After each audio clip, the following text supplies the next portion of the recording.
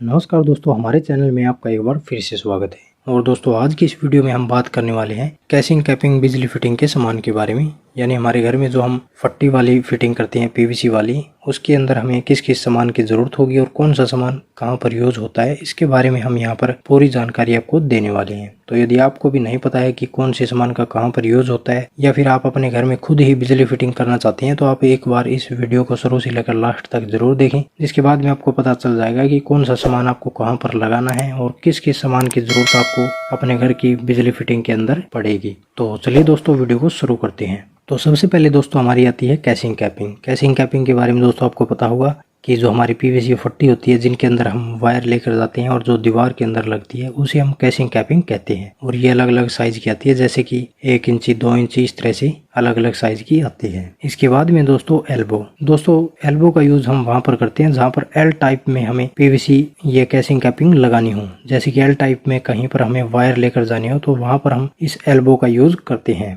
इस एल्बो को लगाकर एल टाइप में पीवीसी फट्टी लगा सकते हैं और उसके अंदर से वायर लेकर जा सकते हैं। इसके बाद में दोस्तों टी के बारे में आपको पता होगा कि इसमें हम टी का यूज करके 3 तरह से अपनी पीवीसी फट्टी को इधर उधर लेकर जा सकते हैं, जैसे कि ऊपर और दोनों तरफ साइड में, या फिर ऊपर नीचे और एक तरफ साइड में। ठीक है दोस्तों, तो टी का यूज वहां पर किया जाता है। इसके बाद में दोस्तों कपलिंग। दोस्तों इसका इस्तेमाल वहां पर किया जाता है जहां पर मान लीजिए आपकी पीवीसी जो कैसिंग कैपिंग है ये छोटी रह गई है और आप एक्स्ट्रा पीवीसी कैसिंग कैपिंग जोड़ना चाहते हैं, यानी आप जॉइंट लगाना चाहते हैं, तो वहां पर आप इस कपलिंग का यूज कर सकते हैं। इसके बाद में दोस्तों डॉक्टर।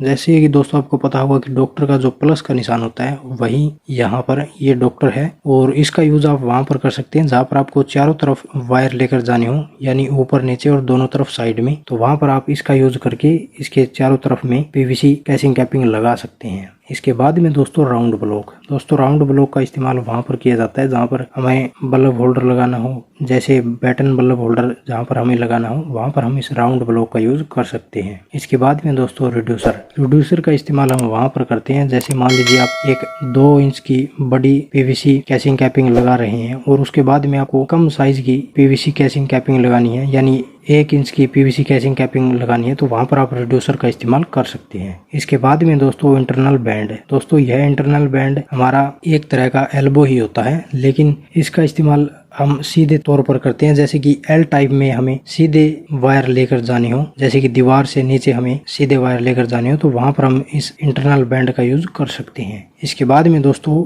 External band. तो दोस्तों जहां पर मान लीजिए आपको दीवार पर से वायर दीवार के दूसरी तरफ लेकर जाना हो नीचे से, वहां पर आप इस एक्सटर्नल बैंड का यूज कर सकते हैं। इसके बाद में दोस्तों स्क्वायर बॉक्स। दोस्तों स्क्वायर बॉक्स के बारे में आपको पता होगा, इसके ऊपर भी हम अपने बैटन बल्ब होल्डर को लगाते हैं। तो जहां पर हमें बैटन बल्ब होल्डर लगाना हो, वहां पर हम इस स्क्वायर बॉक्स का यूज करते हैं। इसके बाद में दोस्तों जंक्शन बॉक्स। दोस्तों जंक्शन बॉक्स भी एक तरह का स्क्वायर बॉक्स ही होता है, इसके ऊपर भी हम बल्ब होल्डर लगा सकते हैं, लेकिन इसको पहले दीवार में लगाकर इसके साथ में हमें पीवीसी कैसिंग कैपिंग अटैच करनी होती है। इसके बाद में दोस्तों पैनल ट्रैकिंग।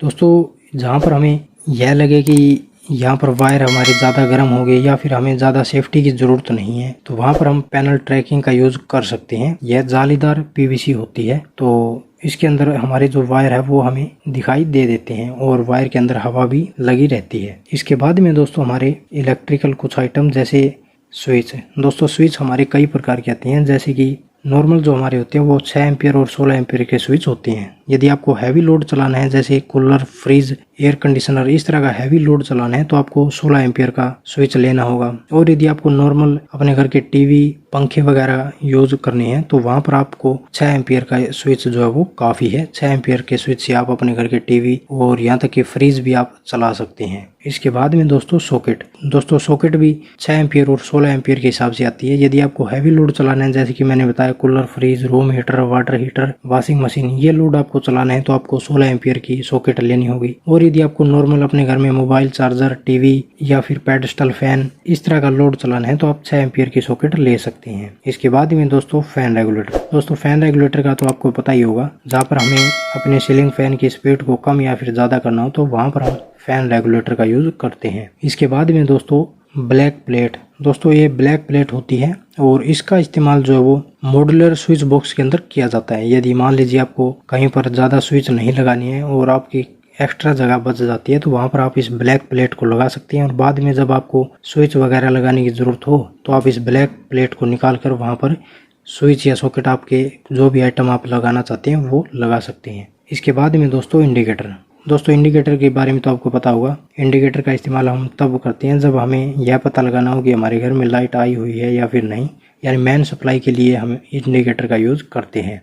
इसके बाद में दोस्तों हमारा डिस्ट्रीब्यूशन बॉक्स यानी एमसीबी बॉक्स। दोस्तों एमसीबी बॉक्स का यूज़ हमें वहाँ पर करना होता है जहाँ पर हम हमारे घर की सारी वायरिंग को एक साथ रखते हैं। जैसे कि सारी एमसीबी हम एक जगह पर लगाते हैं, वहाँ पर हम एमसीबी बॉक्स लगाते हैं। इसके बाद में दोस्तों एमसीबी हमारे घर का जो वायरिंग होती है ये एमसीबी मेन पार्ट होती है और ये एमसीबी हम ड्यूअल पोल और सिंगल पोल दो टाइप की यूज़ करते हैं। ड्यूअल पोल की एमसीबी सबसे पहले हम यूज़ करते हैं और जो हमारी खंभे पर से फेज सप्लाई आती है और न्यूट्रल सप्लाई आती है वो दोनों वायर हम ड्यूअल पोल की एमसीबी के अंदर लगा देते हैं और उस ड्यूअल पोल की एमसीबी से न्यूट्रल वायर हम डायरेक्ट अपने घर की सप्लाई के अंदर ले जाते हैं और जो फेज वायर बचता है उस वायर को हम अलग अलग रूम के एमसीबी के अंदर कनेक्ट कर देते हैं। इसके बाद में दोस्तों आरसीसीबी का इस्तेमाल भी हम वायरिंग में कई बार कर लेते हैं। जहाँ पर आपको ऐसा लगता हो कि हमें करंट से बचना है और हमें करंट ना लगे तो वहाँ पर आप आरसीसीबी का यूज़ कर सकते हैं। इसके बाद में दोस्तों आइसोलेटर वैसे तो एमसीबी की तरह दिखाई देता है लेकिन यह एमसीबी की तरह हमें प्रोटेक्शन नहीं देता है। यह आप हाथ से ही इसको ऑन या फिर ऑफ कर सकते हैं, यानी एक तरह का ये स्विच ही है। इसको आप हाथ से ही ऑन कर सकते हैं और हाथ से ही ऑफ कर सकते हैं। इसके बाद में दोस्तों मिनी एमसीबी। तो दोस्तों मान लीजिए जहाँ पर आप मॉड्यूलर स्विच बॉक्स का यूज़ कर रहे हैं तो वहाँ पर आप मिनी एमसीबी को भी लगा सकते हैं। और इसके बाद में दोस्तों एमसीबी इनक्लोजर के बारे में आपको पता होगा। जहाँ पर मान लीजिए हमें एक्स्ट्रा बोर्ड के ऊपर ही एक एमसीबी या फिर दो एमसीबी लगानी हो बिना एमसीबी बॉक्स के, तो वहाँ पर हम एमसीबी इनक्लोजर का यूज़ कर लेते हैं।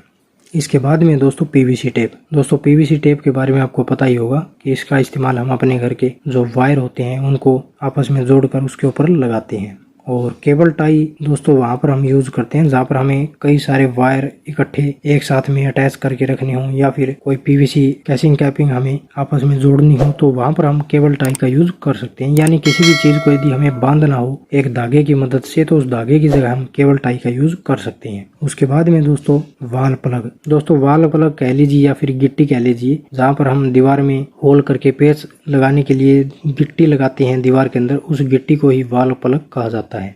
तो यह वह गिट्टी है। इसके बाद में दोस्तों वायर क्लिप की भी हमें कैसिंग कैपिंग वायरिंग के अंदर जरूरत होती है, क्योंकि पीवीसी कैसिंग कैपिंग के अंदर हमें वायर के ऊपर ये वायर क्लिप लगानी पड़ती है कई जगह पर, या फिर यदि हमें ओपन वायर कहीं पर लेकर जानी हो तो वहां पर भी हम वायर क्लिप लगा लेते हैं। इसके बाद में दोस्तों राउंड कवर प्लेट। दोस्तों ये राउंड कवर प्लेट वैसे दो प्रकार की होती है। एक होती है फैन के लिए, जो हमारे घर का सीलिंग फैन होता है वहां पर हम लगाते हैं, और एक हम जहाँ पर दीवार पर बल्ब लगाते हैं वहां पर भी इसे लगा लेते हैं।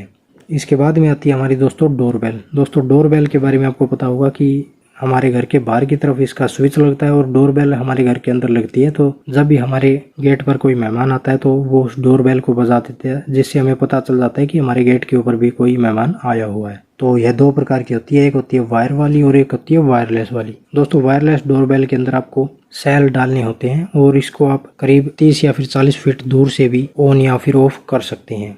इसके ऊपर मैंने अलग से वीडियो बनाई हुई है, तो उस वीडियो का लिंक मैं वीडियो डिस्क्रिप्शन में दे दूंगा, तो उस वीडियो को आप देख सकते हैं। तो दोस्तों ये था हमारा कैसिंग कैपिंग बिजली फिटिंग का सामान। तो यदि इसके बारे में आपका कोई सवाल या सुझाव हो तो आप हमसे कमेंट करके पूछ सकते हैं। तो मिलते हैं दोस्तों इसी तरह की नेक्स्ट जानकारी के साथ, तब तक के लिए धन्यवाद।